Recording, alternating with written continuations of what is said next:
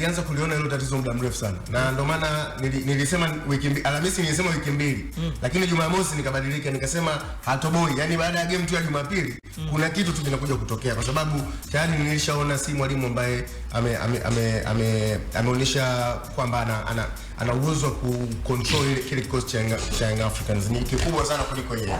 Lakini pia nadhani sababu nyingine kubwa nimeandika kwenye hiyo post ambayo ninazungumzia.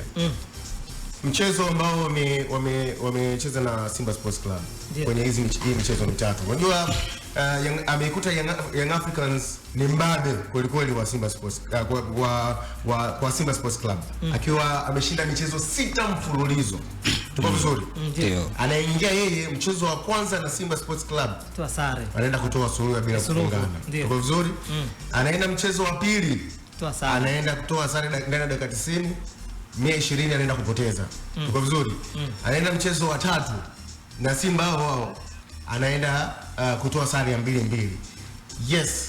Ni kweli Yanga ni wavumilivu mno. Lakini tukumbuke pamoja na ubingwa ambao Young Africans anachukua. Ndio. Kitu pekee ambacho kinaweza kikawapa mashabiki, wanachama, viongozi raha ni kumfunga mtani. Kushindwa kupata ushindi kwenye michezo mitatu dhidi ya Simba Sports Club. Ndio. Trust me, ni moja ya sababu kubwa sana ambazo pia zinaweza zikamfukuzisha. Na nilisema hana mbinu zozote za kwenda kuifunga Simba Sports Club kulingana na aina the way ambavyo anaiface Simba, mbinu zake ambazo anaenda kwenda kuface Simba. Lakini pia michuano ya kimataifa. Ndio.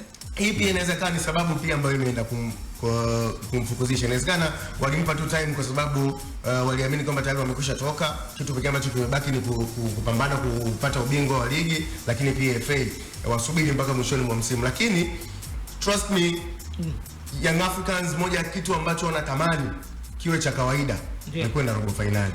Imekuwa ni kitu kigumu sana kwao kuingia robo finali, na ndo target kubwa ambayo naamini hata wenyewe viongozi wako wamekaa wanajadili.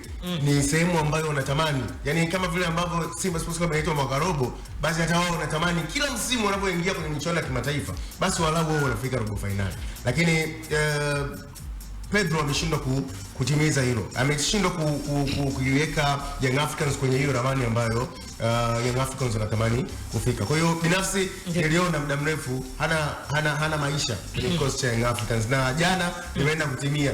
Yani hakuna mtu ambaye alitarajia kuiona KMC Young Africans anaenda kupata ushindi wa taabu mbele ya KMC.